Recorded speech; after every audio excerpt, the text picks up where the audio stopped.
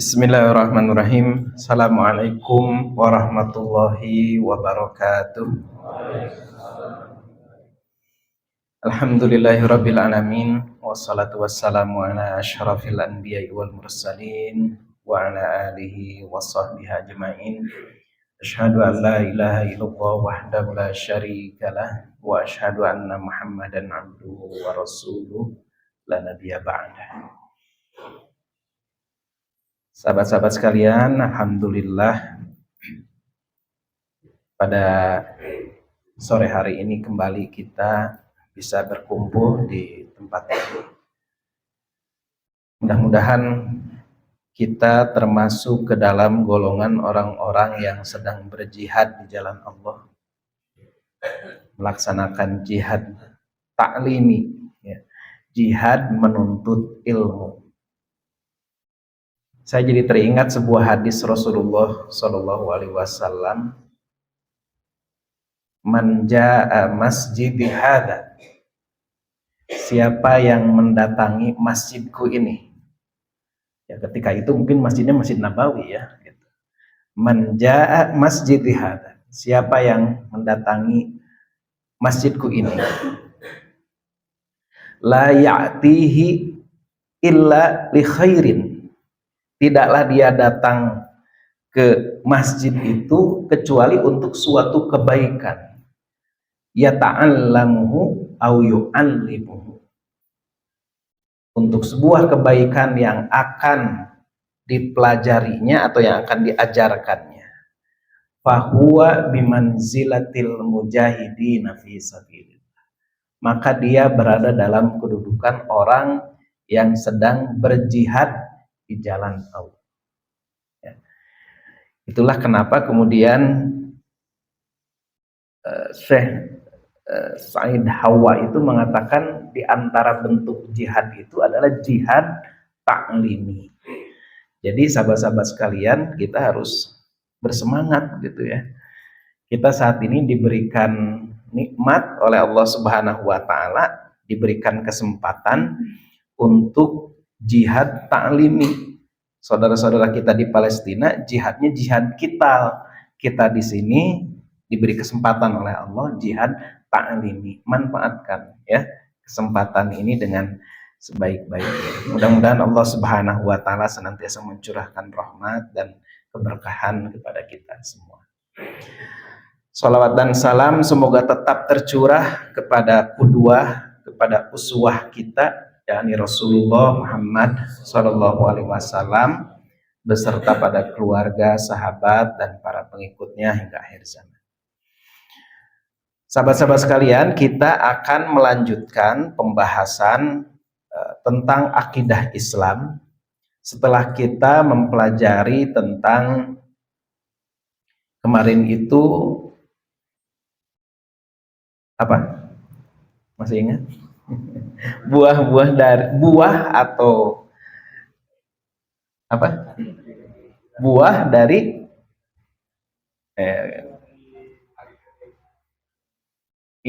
hakikat keimanan ya. Buah dari beriman kepada Allah Subhanahu wa taala. Kita sebelumnya juga sudah membahas tentang ma'rifatullah, mengenal Allah Subhanahu wa taala. Nah, sekarang kita masuk ke pembahasan tentang takdir.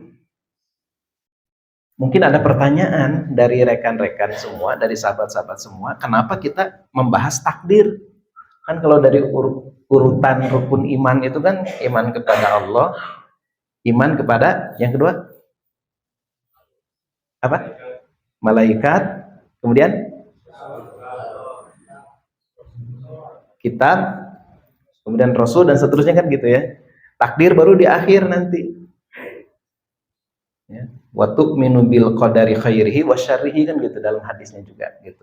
Tapi kenapa ini ditempatkan tentang takdir ini di awal? Maksudnya ditempatkan oleh si penulis buku gitu ya. Saya ini kan saya kutip dari bukunya Said Sabiq, Akidah Islam. Ini mungkin beliau ingin memberikan isyarat bahwa takdir itu sebetulnya berada dalam cakupan iman kepada Allah, gitu ya. Jadi membahas tentang takdir itu sedang membahas tentang iman kepada Allah, karena takdir itu kan af'alnya Allah, ya, perbuatannya Allah, menetapkan, ya. Allah Subhanahu wa taala itu adalah pembuat yang bebas, menentukan, ya. Dia ini adalah zat yang merajai seluruh alam semesta, mengatur, ya. Allah Subhanahu wa taala ini mengatur segala sesuatu di alam semesta ini, dalam kerajaannya ini. Semuanya berjalan di alam semesta ini sesuai dengan apa yang dikehendaki oleh Allah Subhanahu wa taala. Berdasarkan ketentuan-ketentuan, aturan-aturan, hukum-hukum yang ditetapkan oleh Allah Subhanahu wa taala.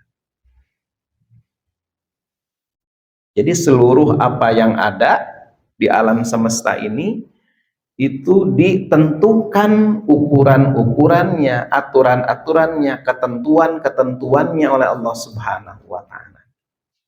Salah satu ayat di dalam Al-Qur'an yang mengisyaratkan tentang itu diantaranya adalah Quran surat Ar-Ra'd ayat 8.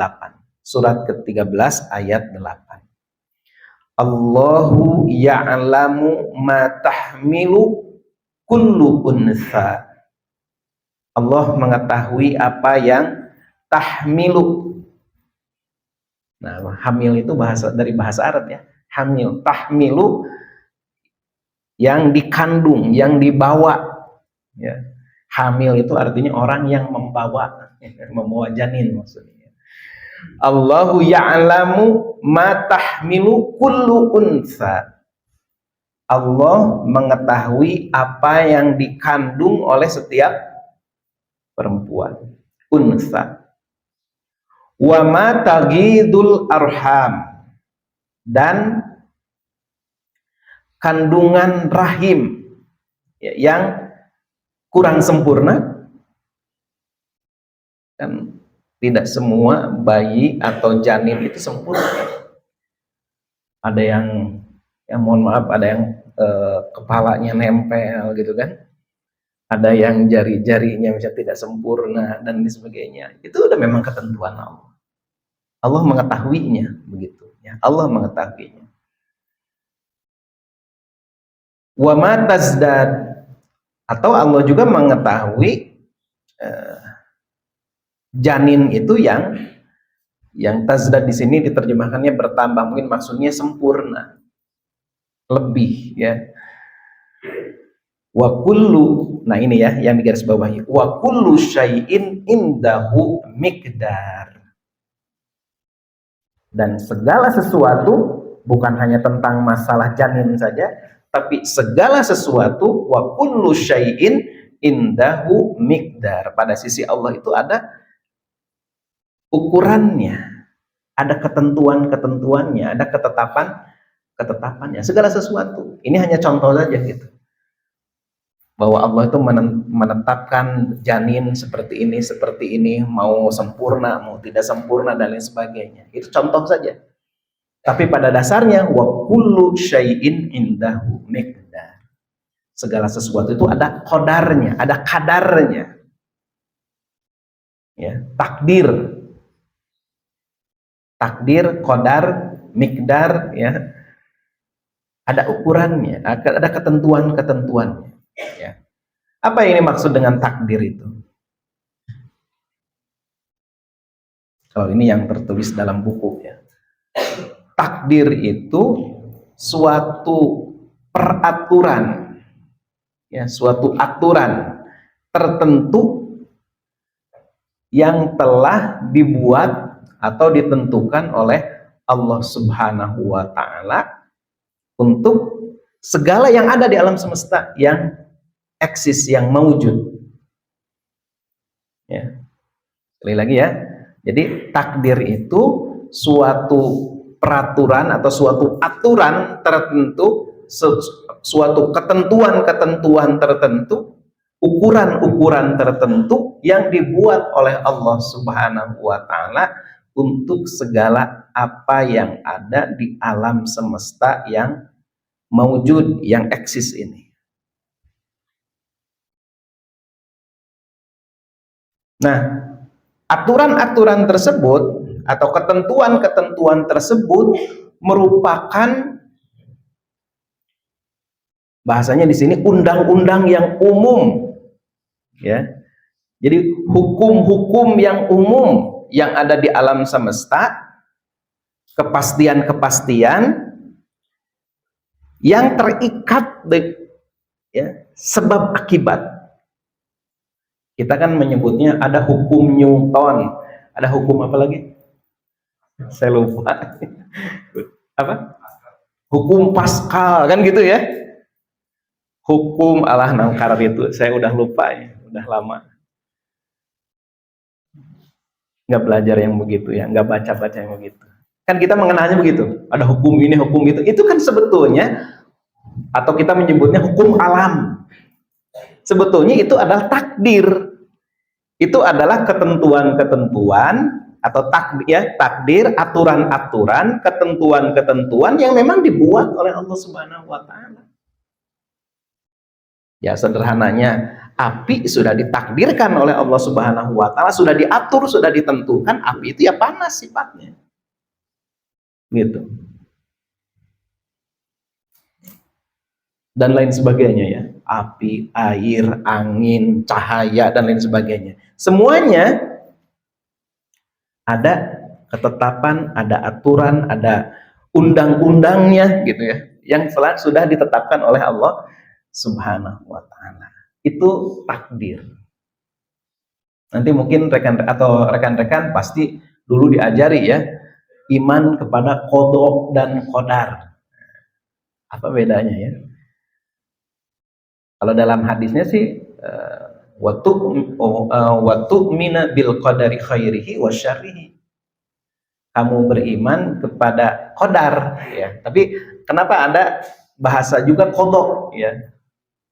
Qada, qadar. Nah, para ulama ini ada yang menganggap bahwa sebetulnya qada dengan qadar itu sama saja, ketentuan artinya. Tapi ketika dia disandingkan qada dan qadar, nah ini kata Syekh Utsaimin itu, bahwa itu jadi beda artinya gitu ya. Jadi dibedakan artinya. Pada dasarnya kalau tersendiri qada, ya qada itu ya qadar.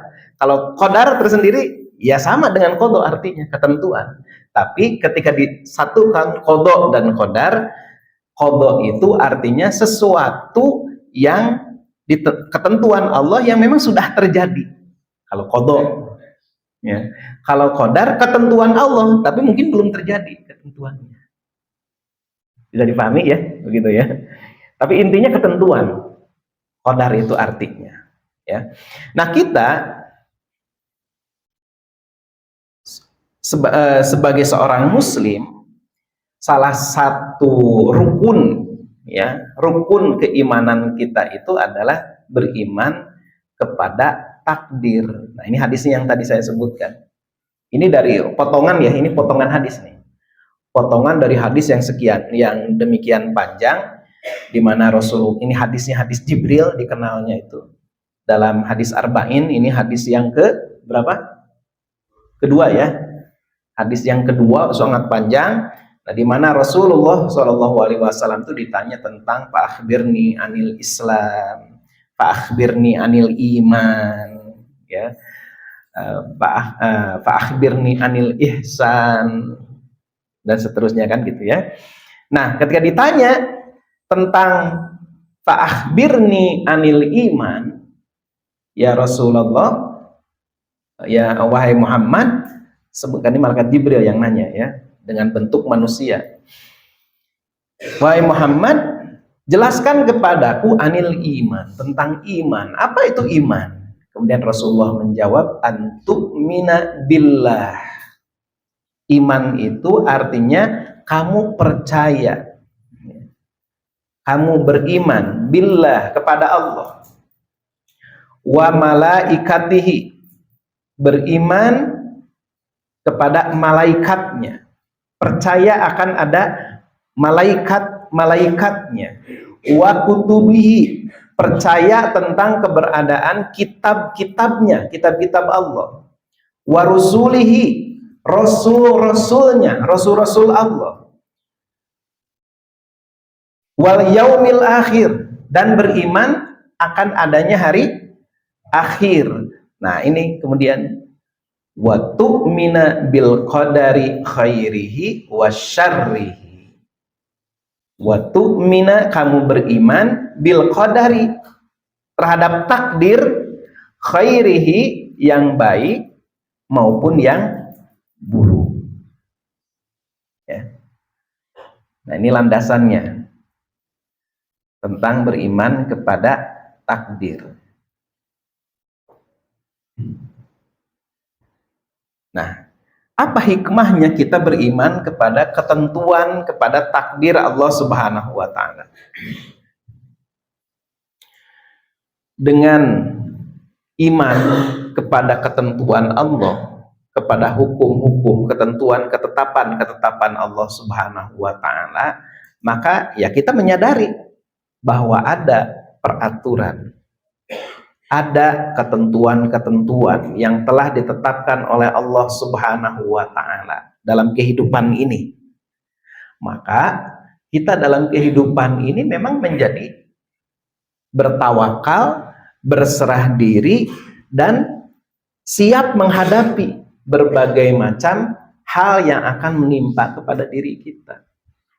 Nah, di sini disebutkan tabah, ya, tabah menghadapi kesukaran, berani membela yang hak, berhati baja, ya, untuk merealisasikan hal-hal yang benar, juga menetapi kewajiban yang dipikulkan kepadanya. Nah, supaya lebih jelas lagi, ini ada ayat yang menggambarkan tentang keimanan kepada takdir, ya. Quran surat Al-Hadid ayat 22 sampai 23. Ma asaba min musibatin, tidaklah ditimpakan suatu bencana, fil ardi, di muka bumi, wala fi anfusikum, atau musibah yang menimpa pada dirimu, illa, kecuali fi kitabin, dia sudah tercatat, sudah diketahui oleh Allah Subhanahu wa Ta'ala, sudah dikehendaki, sudah ditetapkan oleh Allah Subhanahu wa Ta'ala. Fi kitabin, yakni maksudnya di lauhul mahfuz, fi lauhil mahfuz, ya. Lauh itu kayu kalau arti apa adanya, ya. Lauhul mahfuz itu lauh, kayu yang tempat untuk menulis, papan tulis gitu, ya. Lauh al mahfuz, yang terjaga, ya. Maksudnya ini fi kitabin, sudah dicatat, sudah ditentukan di dalam kitab, ya, di lauhul mahfuz. Kapan itu ditetapkannya? Min qabli an nabra'aha, bahkan sudah ditetapkan sebelum kami menciptakannya. Artinya sudah diketahui oleh Allah, sudah dikehendaki oleh Allah, sudah ditetapkan oleh Allah Subhanahu wa Ta'ala. An-nabra'aha, min qabli an-nabra'aha, sebelum terjadinya. Inna dzalika 'ala Allahi yasir, yang kayak begitu itu mudah bagi Allah, ya. Kenapa ini hakikat ini harus dipahami? Likaila ta'sau 'ala ma fatakum, supaya kamu itu jangan terlalu sedih, jangan terlalu berduka ala ma fatakum, terhadap apa yang luput lepas darimu, apa yang hilang darimu. Jangan terlalu berduka cita, karena itu sudah ditentukan oleh Allah Subhanahu wa taala, begitu. Atau sebaliknya, wala tafrahu bima atakum, atau jangan terlalu bergembira berlebih-lebihan, ya, terlalu apa disebutnya itu kalau gembira terlalu berlebihan, lebay. Bukan lebay, apa namanya, euforia gitu ya. Jangan terlalu euforia ya, terhadap apa yang didatangkan kepada kamu, karena apa yang didatangkan kepada kamu itu memang sudah Allah tetapkan hukum-hukumnya, ketentuan-ketentuannya, sehingga artinya itu ada campur tangan Allah. Walaupun ada istilah yang mengkritik juga aja, istilah campur tangan Allah. Memang segala sesuatunya diatur oleh Allah, gitu. Ya. Apa yang kita lakukan itu pada dasarnya berada dalam cakupan takdir Allah Subhanahu wa taala. Wallahu la yuhibbu kulla mukhtalin fakhur. Sesungguhnya Allah tidak menyukai orang yang sombong dan membanggakan diri. Nah, gitu. Jadi iman kepada ketentuan Allah, iman kepada takdir Allah Subhanahu wa taala itu supaya sadar bahwa hakikatnya segala sesuatu yang menimpa kepada diri kita itu berada dalam kekuasaan, dalam cakupan, ya, kehendak Allah atau ketentuan Allah Subhanahu wa taala. Tapi ya, sahabat-sahabat sekalian, jangan keliru memahami takdir. Apa kekeliruannya kira-kira dalam memahami takdir? Apa kira-kira? Ya, kekeliruan dalam memahami takdir, bahwa Allah itu sudah menentukan. Nah, kekeliruannya apa sih yang sering dialami oleh manusia? Gimana? Yang gay ya. Bisa itu ya, salah satu contoh bahwa saya kan begini sudah ditakdirkan oleh Allah. Atau apa? Termasuk melakukan perbuatan-perbuatan, kan dulu di zaman Umar bin Khattab ya.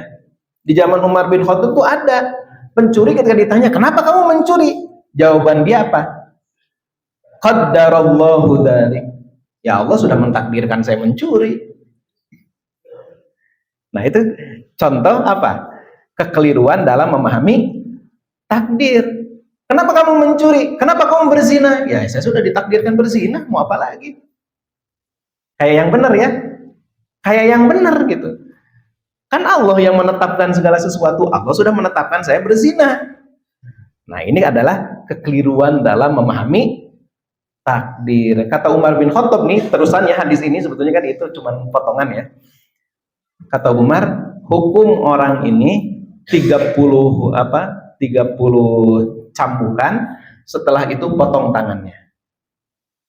Orang-orang Umar ditanya, "Kenapa wahai Amirul Mukminin kok hukumannya itu begitu?" Ya. Kata Umar bin Khattab, dipotong tangan itu adalah karena dia mencuri, dan dipukul 30 kali itu karena apa? Karena dia sudah berdusta atas nama Allah, gitu ya. Atau terus takdir, nah abdi mah korupsi itu kumaha gitu ya. Ya, itu kan orang berkilah begitu ya, sudah ditentukan oleh Allah. Atau misalnya ya ini ya, Rasulullah pernah menegur Ali bin Abi Thalib. Ketika itu dalam hadis ini, hadis Bukhari Muslim ya. Ketika itu Rasulullah mengajak Ali dan Fatimah untuk sholat malam. Kemudian kata Ali bin Abi Thalib, nah ini ya, "Ya Rasulullah, wahai Rasulullah, innama anfusana biyadillah." Jiwa kami ini berada di tangan Allah, ya. Fa idza syaa'a ayyab'atsana ba'atsana. Kalau Allah menghendaki kami ini bangun, ya, maka kami pasti akan dimudahkan bangun. Maksudnya apa? Ya kami ini yang ditentukan, kalau ditentukan Allah bangun, kalau tidak ditentukan bangun ya tidak bangun. Nah ini juga keliru dalam memahami tentang takdir. Maka ditegur Ali bin Abi Thalib oleh Rasulullah SAW ya, tentang memahami hal itu. Nah ini ya harus apa? Nanti supaya lebih jelas nanti dijelaskan. Poin pentingnya tentang memahami takdir itu adalah bahwa takdir itu jangan diartikan sebuah paksaan dari Allah Subhanahu wa taala ya kepada hamba-hamba. Jadi takdir itu bukan pemaksaan. Pokoknya kamu neraka itu. Bukan. Ketentuan dari awal ya. Nanti ada hadisnya kan dalam hadis Arba'in yang keempat itu kan. Ya, nanti saya bacakan ya. Tapi poin yang penting yang harus kita pahami bahwa yang namanya takdir itu bukan diartikan dia itu paksaan dari Allah Subhanahu wa taala kepada hamba-hambanya. Takdir itu kan ketentuan, hukum-hukum yang sudah, hal-hal yang sebab akibat ya, yang sudah Allah tentukan. Contoh ya, takdir itu bisa ditolak dengan takdir, kata Said Sabiq. Ya, takdir itu bisa ditolak dengan takdir. Contoh, takdir rasa lapar, kan lapar itu ketentuan Allah. Ketentuan Allah kalau kita tidak makan, ya lapar. Itu hukumnya yang sudah ditentukan oleh Allah Subhanahu wa taala. Nah, takdir lapar itu bisa ditolak dengan apa? Dengan kita makan. Kalau kita makan, takdir yang telah Allah tetapkan itu adalah kita akan kenyang. Ya. Contoh lain, takdir rasa dahaga itu dilawan dengan takdir, ketentuan, hukum, undang-undang kalau kita minum akan melepaskan dahaga. Gitu. Takdir kemiskinan dilawan dengan, sudah ada di sini, bekerja giat. Walaupun sebetulnya ya nanti Allah sudah menunjukkan kalau jalan-jalannya ya gitu. Jadi di hadapan kita ini ada ratusan, puluhan, ratusan, ribuan jalan yang bisa dipilih. Kalau kita pilih jalan A, Allah sudah tentukan takdirnya begini.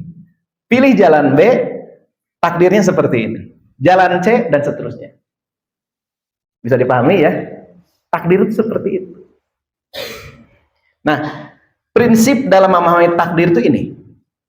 Bahwa yang dimaksud dengan takdir itu adalah Allah itu mengetahui. Allah itu memiliki ilmu, memiliki pengetahuan tentang apa? Tentang diri kita. Kemudian Allah juga mencatat, ya. Allah menghendaki, Allah memiliki kehendak, dan Allah memiliki ketetapan. Makanya hadis ini mungkin pernah membaca ya, sahabat-sahabat. Hadis dari Abu Abdurrahman Abdullah bin Mas'ud radhiyallahu anhu.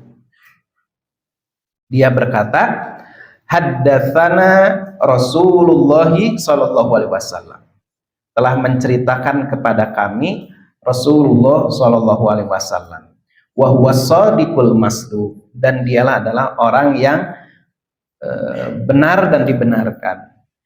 Inna ahadakum, sesungguhnya salah seorang di antara kalian itu, atau sesungguhnya kalian itu gitu ya, yujma'u khalquhu fi batni ummihi arba'ina yauman.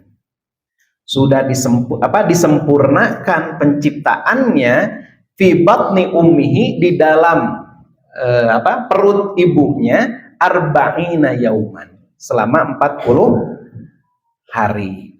Nutfatan, berupa nutfah. Nutfah itu apa? Sperma. Ya, selama 40 hari. tumbuh di dalam perut ibu kita. Tsumma yakunu 'alaqatan mithla dzalik.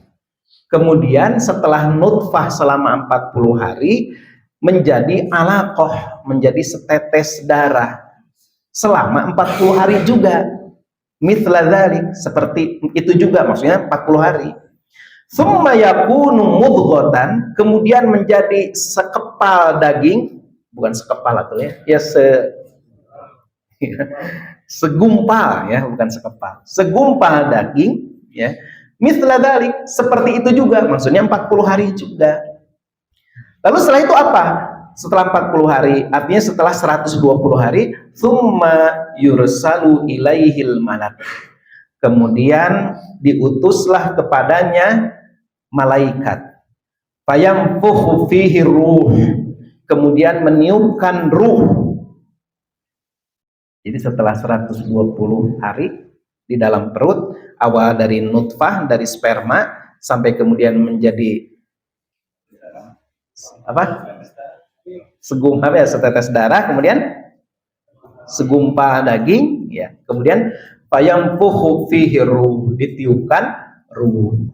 Kemudian setelah itu apa? Wa yu'maru bi arba'i kalimatin. Kemudian ditetapkan ya, diperintahkan kepadanya empat ketetapan ya.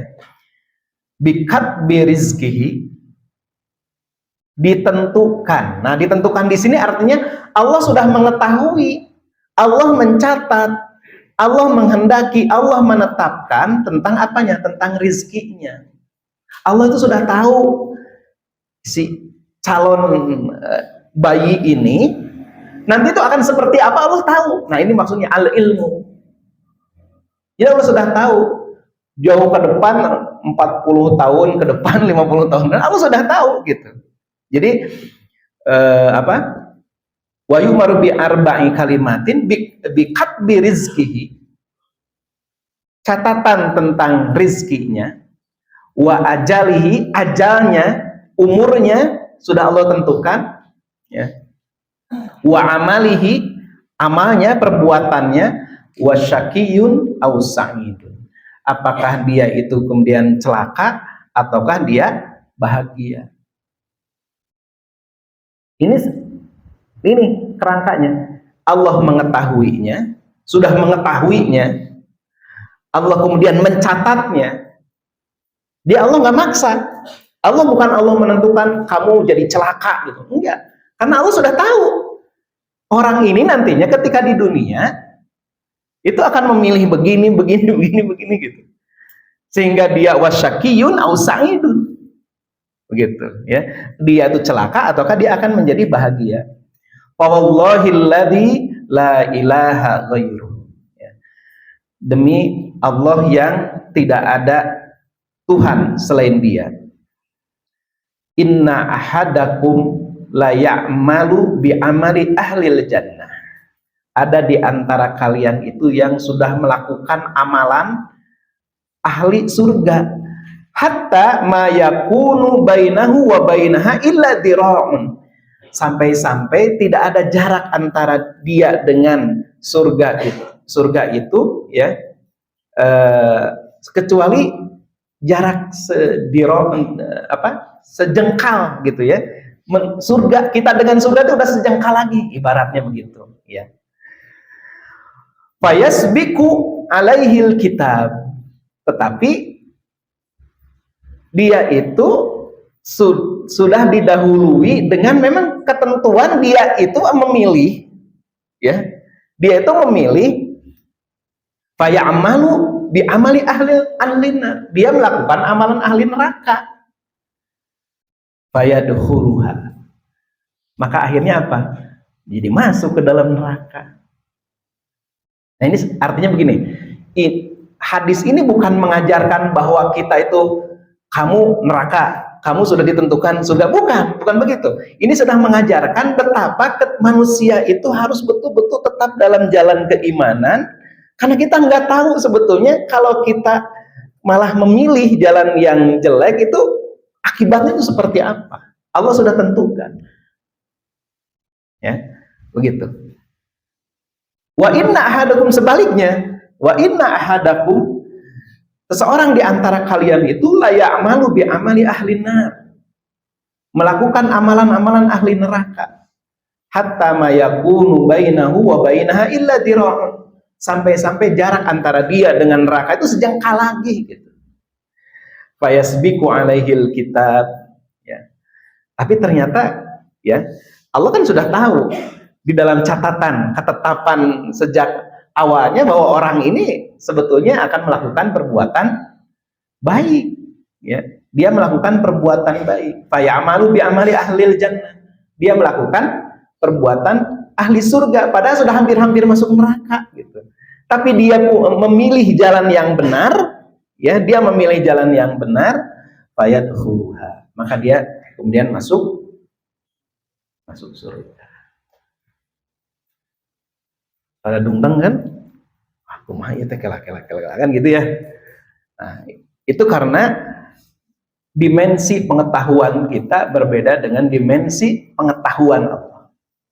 Al-ilmu, ya, Allah mengetahui apa yang ada di hadapan kita, apa yang di belakang kita, gitu.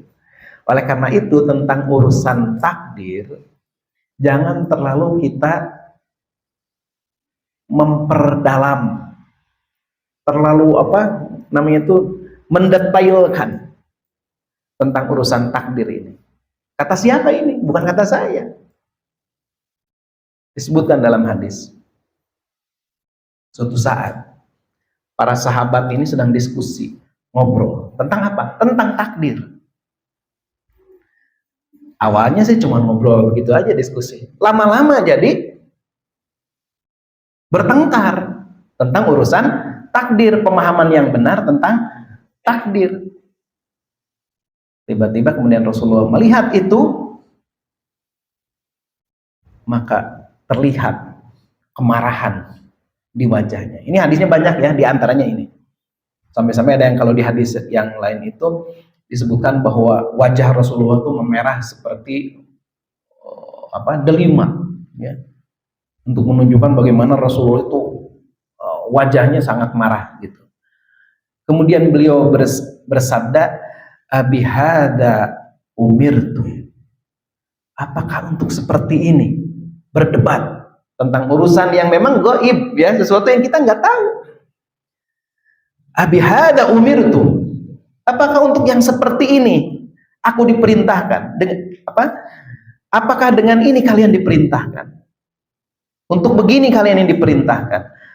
Ambihada ursiltu ilaikum, atau apakah aku ini diutus oleh Allah itu untuk hal-hal seperti ini, kalian berdebat tentang urusan-urusan agama yang sebetulnya itu adalah urusan-urusan yang di luar kemampuan kita gitu untuk memahaminya. Innama ahlaka man kana qablakum, sesungguhnya yang mencelakakan ya orang-orang sebelum kalian itu adalah hina tanaza'u fi hadzal amr, ketika tanaza'u berbantah-bantahan, bertengkar, fi hadzal amr, dalam urusan ini, dalam urusan takdir. Azamtu alaikum, ya, aku perintahkan kepada kalian Allah tanaza'u fi, jangan kalian bertengkar tentang urusan ini. Jadi ada perkara-perkara agama, ya, sahabat-sahabat sekalian, yang kita itu jangan terlalu mendetail, karena itu di luar ini kita, di luar kemampuan atau di luar dimensi kita lah gitu dalam memahaminya. Apalagi itu terkait dengan af'alnya Allah Subhanahu wa ta'ala gitu. Nah, misalnya ini kan kaitannya nanti dengan masalah bagaimana kehendak manusia, ya, kehendak manusia untuk memilih. Nah, ini pemahaman terhadap hal ini berkaitan dengan masalah takdir ini, ya, ketentuan Allah ini, kemudian muncul ada 3 pemahaman. Yang pertama, madhab Jabariyah. Jabariyah ini mengatakan bahwa manusia itu musayyar, bukan mukhayyar. Apa musayyar? Jadi manusia ini dia, kalau bahasa Sunda mah ada urang teh diusik malikeun ku Gusti. Kita ini seperti wayang yang digerakkan itu oleh Allah. Makanya yang tadi ya, jawabannya ketika kenapa kamu mencuri? Ya, saya sudah ditakdirkan yang digerakkan begitu, sudah ditentukan gitu. Nah, itu musayyar namanya. Jadi manusia itu tidak punya qadar, tidak punya kehendak. Semata-mata digerakkan oleh Allah. Itu madhab Jabariyah. Gitu. Jadi manusia ini abdi teu wala kaya pokoknya mah kieu itu oleh Allah, dibeginikan oleh Allah gitu. Seperti itu. Tidak ada sama sekali kehendak, kemerdekaan berkehendak, punya kehendak manusia itu.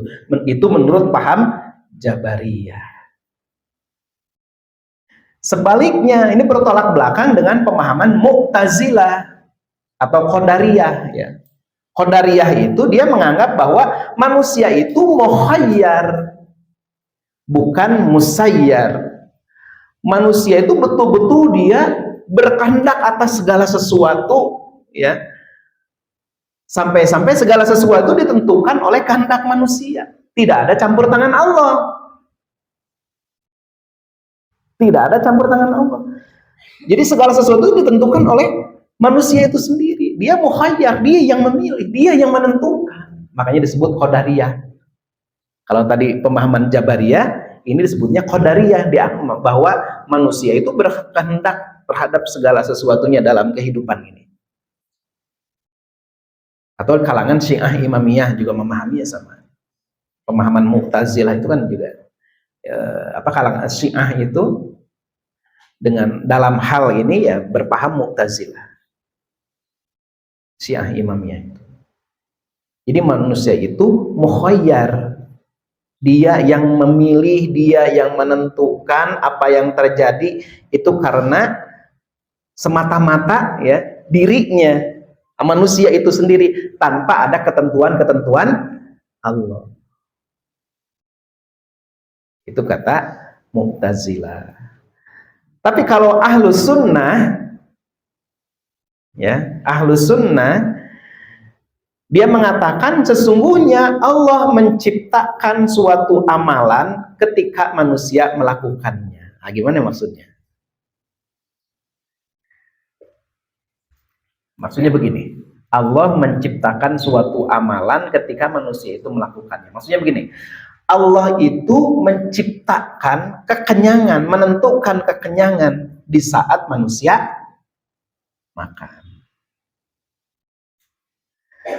Allah membuat kepandaian, menentukan kepandaian ketika manusia belajar. Dan begitu seterusnya. Bisa dipahami? Ya, agak diendapkan dulu. Jadi kalau Ahlus Sunnah itu bahwa segala yang berlaku itu, walaupun kita ini memiliki pilihan, ya, mukhayyar, tetapi mukhayyarnya kita ini berada dalam lingkup takdir Allah, ketentuan-ketentuan Allah. Begitu. Misalnya salah satu ayat ya, salah satu ayat yang menjadi dalil tentang hal ini adalah ini, fa'alhamaha fujuraha wa taqwaha wa nafsi wa ma sawwaha ya. Demi jiwa wa ma sawwaha dan penyempurnaannya.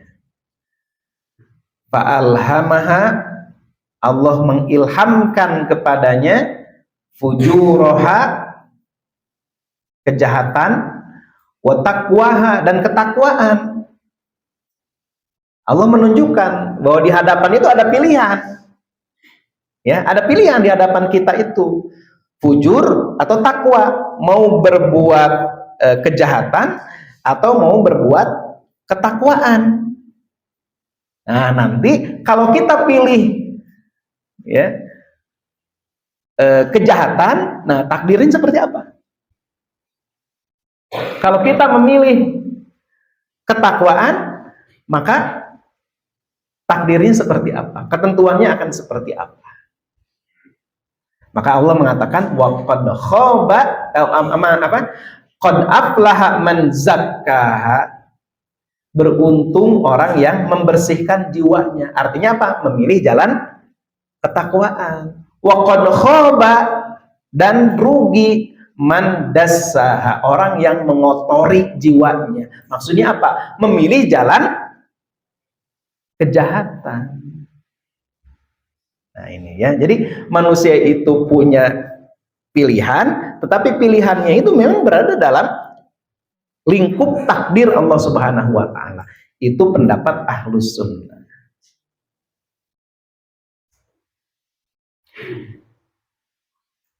Kalau seandainya perkataan orang-orang Jabariyah yang mengatakan bahwa kita ini sudah diatur oleh Allah, ditentukan ya, perbuatan-perbuatan kita ini ditentukan oleh Allah, maka kita ini tidak berhak menerima pujian kalau melakukan amal baik. Betul nggak? Kalau sudah ditentukan oleh Allah. Ya. Sebaliknya kalau kita melakukan perbuatan yang buruk, ya jangan dihukum, sudah ditentukannya oleh Allah. Nah itu kan nggak masuk akal ya. Tidak berhak kita disebut orang baik, atau tidak berhak kita ini disebut orang jahat kalau memang perbuatan-perbuatan kita itu ditentukan gitu. Yaitu Jabariyah tadi. Gitu ya. Kalau misalnya perbuatan itu ditentukan oleh Allah, ya naudzubillah min dzalik, kata Ibnu Taimiyah itu pernah mengatakan, kalau ada orang yang mencuri barang punya kamu, ya jangan dilaporkan ke hakim, itu bukan kehendak Allah. Gitu. Ya kan begitu kan logikanya kalau berpaham Jabariyah. Gitu. Nah tapi ya tadi harus kita pahami bahwa meskipun manusia itu menjalani